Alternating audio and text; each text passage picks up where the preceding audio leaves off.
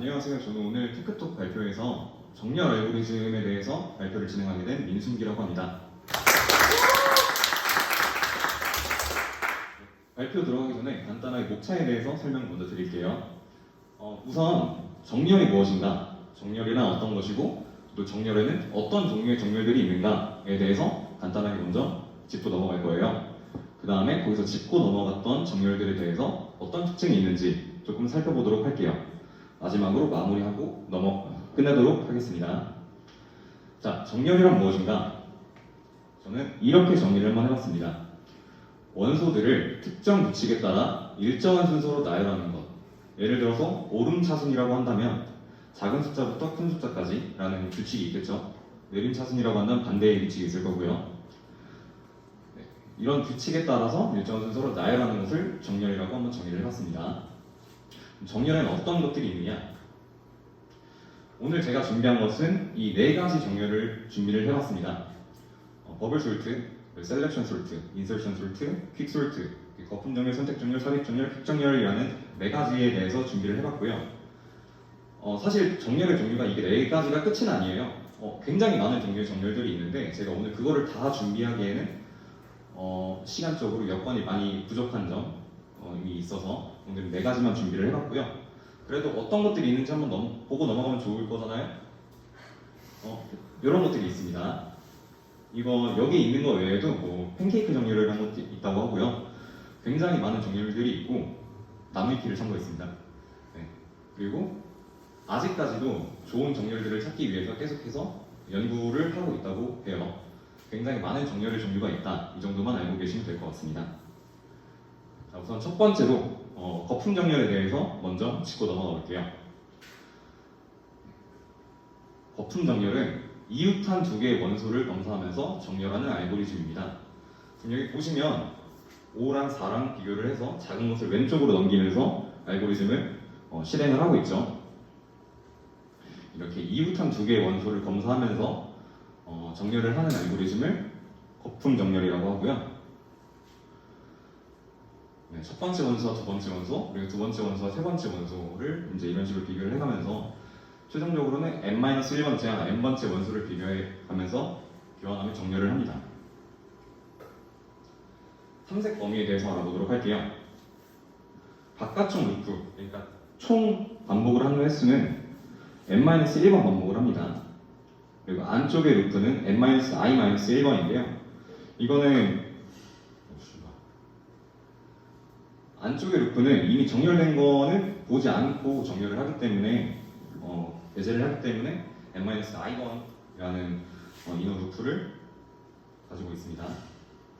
그리고 시간 복잡도는 최악의 경우에는 5n 제곱이라는 그렇게 좋지 않은 시간 복잡도를 보이고 있고요. 최선의 경우에는 이미 모두 다 정렬이 되어 있는 상태에서 정렬을 진행하게 된다면 그 배열의 개수만큼만 정렬을 하면 되기 때문에 5의 n이라는 그래도 나쁘지 않은 시간 복잡도를 보이고 있습니다. 이걸 소스 코드로 한번 구현을 해봤어요. 바깥쪽 루프는 말씀드렸던 것처럼 n-1번이고 안쪽 루프는 이미 정렬된 건 빼기 때문에 n-i-1로 했습니다. 그래서 비교를 했을 때 오른쪽에 있는 게 왼쪽보다 작다면 교환을 하는 그런 방식으로 정렬을 한번 해봤고요. 다음으로 넘어가도록 하겠습니다. 네, 다음은 선택 정렬입니다. 혹시 이 그림을 보시면서 선택 정렬이 어떤 정렬이다 라고 감이 오시는 분 있으신가요? 선택하는 거예요. 어떤 걸 선택하는 걸까요? 창훈님 한번 생각나시는 대로 한번 말씀해 주시겠어요? 더 작은 값이나 큰 값 골라서 바꾸는 것처럼 보이네요. 네, 맞아요. 일단 선택 정렬은 거품 정렬과 더불어서 비교적 가장 단순한 정렬 알고리즘이라고 할 수 있어요. 말씀하셨던 것처럼 가장 작은 원소를, 여기서는 가장 작은 원소를 탐색을 했어요. 가장 작은 원소를 차례차례 탐색을 한 후에 가장 작은 원소가 탐색이 되었으면 맨 왼쪽에 있는 원소와 수합하는 그런 정렬 방식이고요. 여기서는 이미 맨 왼쪽에 이미 정렬된 것은 또 여기서 포함은 하지 않습니다. 정렬이 되지 않은 것 중에서 가장 작은 원소와 수합을 할 거예요. 탐색범입니다. 이거는 마찬가지로 n-1번의 아우터 루프를 가지고 있고요.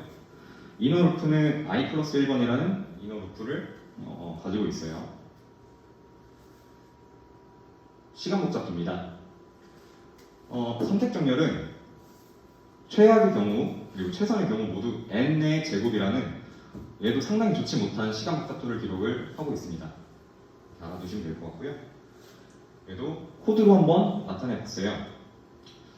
일단 가장 작은 수를 0이라고 조장을 해놨고 이런 식으로 해서 진행이 되는 건데 우선 i를 가장 작은 수라고 지정을 해요.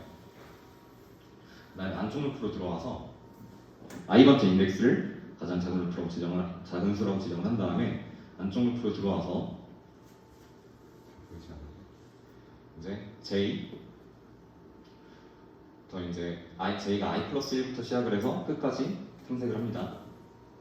그래서 j번째 오른쪽에 있는 것이 그리고 지금 내가 선택한 가장 작은 수라고 선택한 것보다 더 작다면 가장 작은 수를 j번째 원소로 이제 저장을 해줍니다. 그 다음에 이제 다시 수학을 해주고요. 그걸 이제 계속해서 반복하는 방식이에요. 다음은 삽입 정렬로 넘어가 보도록 하겠습니다. 현우님 혹시 이거 보시고 얘는 어떤 정렬이다라고 생각되시나요?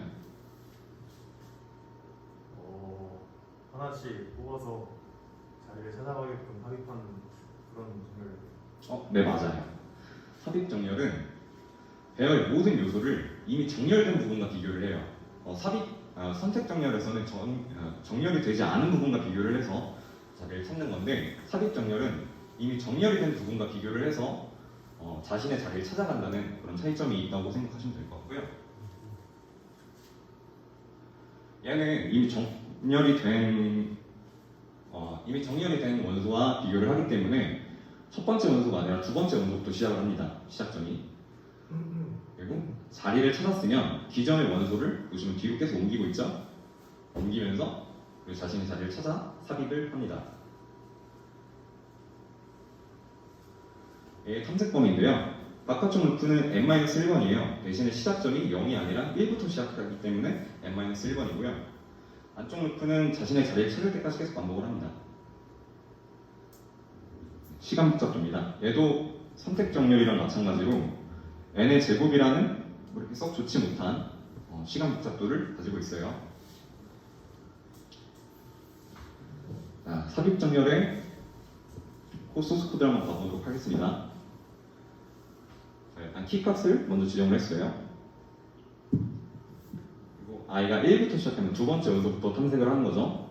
두 번째 원소를 키 값으로 지정을 해두고, j는 이미 배열이 정렬이 완성된 그 원소이기 때문에 i-1로 합니다. 그러니까 여기서는 지금은 현재는 0이 들어가겠죠. 그래서 이제 이 조건에 충족이 되면 y는 안으로 들어가고, 오른쪽에 있는 원소를 잠시만요. 네. 오른쪽에 있는 원소를 왼쪽에 있는 원소로 옮겨줍니다. 자리로 옮겨줍니다. 그 다음에 j를 작게 하나 감소를 시켜준 다음에 다시 키값을 넣어주고, 이런 식으로 반복이 되는 건데, 이거를 제가 조금 더 잘 설명할 수 있으면 좋을 것 같은데 어떻게 설명을 해야 될지 모르겠어서 일단 이거는 여기까지만 하고 넘어가도록 하겠습니다. 마지막으로 퀵 정렬인데요. 제가 솔직히 말해서 이 부분은 발표를 제가 여러분들께 자신 있게 하기는 조금 조심스러워요. 왜냐면은 아직 저도 완전하게 이해를 하고 있다고 생각하지 않기 때문에 조심스러운 부분이 있지만, 그래도 반드시 알아야 되는 부분이라고 생각을 해서 일단 용기를 내서 한번 진행을 해보도록 하겠습니다. 퀵정렬은 왜 중요하냐면, 파이썬의 list.sort나 자바의 arrays.sort처럼 많은 언어 안에 내장되는 정렬 함수로 사용이 됩니다. 시험화에서도 내장 정렬 함수를 퀵정렬로 사용한다고 해요. 그렇기 때문에 중요하다고 생각을 하고, 어떤 유튜버의 말을 빌리자면은 퀵정렬은 정렬계의 뭐 레전드급은 아니지만 전설 정도 된다고 해요. 그다음에 이제 특정열은 정렬하는 방식이 분할 정목을 통해 배열을 정렬을 합니다. 그럼 분할 정목이 뭔지 알아야 되겠죠? 분할 정목은 디바이드 앤 컨커라고도 하는데 하나의 큰 문제를 작은 두 개의 문제로 분리를 해서 해결을 한 후에 그 결과를 모아가지고 원래 가장 큰 문제를 해결하는 원리라고 볼 수 있습니다. 자, 범위를 잡고 기준점이 되는 피벗을 선정을 합니다. 피벗은 말 그대로 기준점이라고 생각하시면 돼요. 이거를 조금 더 이해를 쉽게 하기 위해서 조금 조잡하긴 하지만 제가 나름대로 애니메이션을 준비해봤어요. 지금 현재는 가장 오른쪽에 있는 값을 피벗으로 선정을 했죠. 자, 그러면 이 값을 left로 지정을 하고 이 값을 right로 지정을 할게요. 두 개를 비교를 합니다. 그래서 작은 값을 이쪽으로 옮겨줘요. 작은 값을 왼쪽으로 옮겨주고 큰 값은 오른쪽으로 바꿔줘요. 만약에 left가 더 작다면 그대로겠죠. 그 다음에 이제 하나씩 옮겨가면서 계속 얘랑 이렇게 비교를 합니다. 비교를 하다가 어느 순간 얘가 이제 교차되는 수점에 피벗을 더 이상 이제 그 경우에는 비교가 불가능하니까 피벗을 옮겨줍니다. 피벗을 이중으로 옮겨줘요. 그러면은 이 피벗을 기준으로 왼쪽은 이 피벗보다 더 작은 수가 와 있을 거예요. 오른쪽은 이 피벗보다 더 큰 수가 와 있을 거예요. 자, 그 다음에 아까 했던 것처럼 계속해서 이제 정렬을 해줍니다.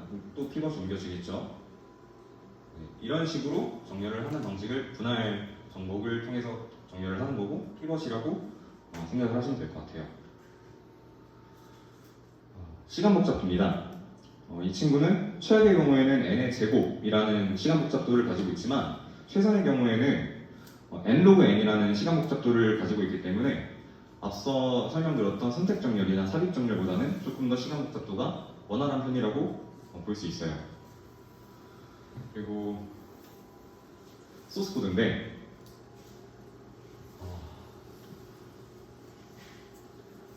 일단 큰 틀만 잡고 넘어가 볼게요. 자, 피벗을 선정을 해줍니다. 그리고 왼쪽과 오른쪽 값을 지정을 해줘요. 그리고 조건에 맞다면 while 문화로 들어가고 교환을 해줍니다. 이런 큰 틀을 일단 먼저 알고 있으면 될 것 같아요. 제가 이 전체 소스 코드에 대해서 완벽하게 이해를 하고 있지 못한 부분이 있어서 저도 다 이해를 하고 여러분들께 설명을 드리면 좋을 것 같지만 이 소스 코드를 제가 다 써온 게 아니고 저도 나름대로 해석을 해보려고 했는데 잘 안 되더라고요. 그래서 일단 이 소스 코드도 여기까지만 하고 넘어가도록 하겠습니다. 마무리를 해보도록 할 건데요. 정렬 알고리즘은 알고리즘 중에서 기초적으로 반드시 알아야 하는 알고리즘 파트라고 생각을 해요. 이유는 사람은 기껏 해봐야 수십 개에서 수백 개 정도의 데이터를 다룹니다. 하지만 컴퓨터는 그것보다 훨씬 많은 양의 데이터를 다루겠죠. 근데 그런 데이터들이 정렬이 되어 있지 않다면 순차 탐색 알고리즘 이외에 다른 알고리즘을 사용할 수가 없다고 해요. 근데 정렬이 되어 있으면 이진 탐색이라는 강력한 알고리즘을 사용하여 이제 데이터를 좀 다룰 수가 있어서 정렬을 어떤 종류의 데이터냐 그리고 또 얼마나 많은 양의 데이터냐에 따라서 어떤 정렬 알고리즘을 사용할지를 조금 알고 있으면 좋다고 생각하기 때문에 정렬 알고리즘을 공부해야 하는 이유라고 선정을 해봤습니다. 오늘 발표한 4종류의 정렬 알고리즘은 아까 보여드렸던 그 많은 정렬 알고리즘 중에서도 가장 기초적이면서 대표적인 정렬 알고리즘입니다. 오늘 제 발표가 저와 여러분들의 발전에 좀 도움이 많이 되었으면 좋겠습니다. 감사합니다.